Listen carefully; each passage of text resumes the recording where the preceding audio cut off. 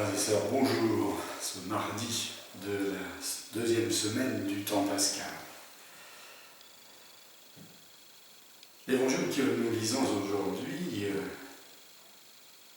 la suite du dialogue entre Jésus et Nicodème que nous avons commencé hier, cet évangile est une belle illustration précisément de ce temps pascal.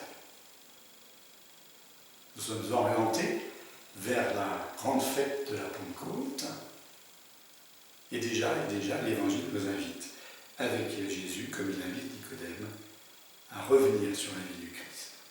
Jésus termine ce dialogue avec Nicodème en lui disant « Si vous ne me croyez pas lorsque je vous parle des choses de la terre, comment croirez-vous quand je vous parlerai des choses du ciel ?»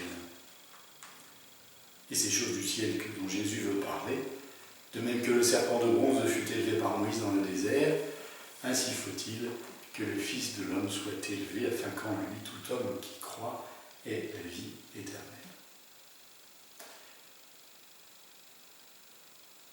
Nous sommes invités fondamentalement en ce temps de Pâques à vivre ce que la première génération chrétienne a vécu.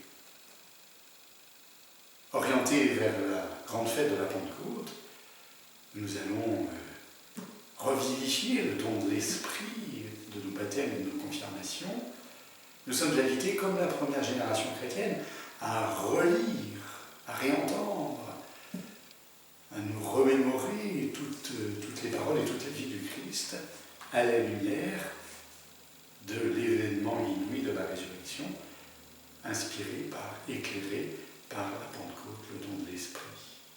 Nous sommes ainsi invités effectivement à croire en Jésus ressuscité, à croire en cette victoire de l'amour, une victoire au-delà de nos perspectives humaines, une victoire qui nous dépasse, une victoire que jamais nous ne pourrons enserrer en nos mots, mais une victoire qui est la source d'une paix, d'une confiance qui toujours nous dépassera, nous invitera à aller plus avant, comme Jésus invite ses disciples à le faire, à avancer au large.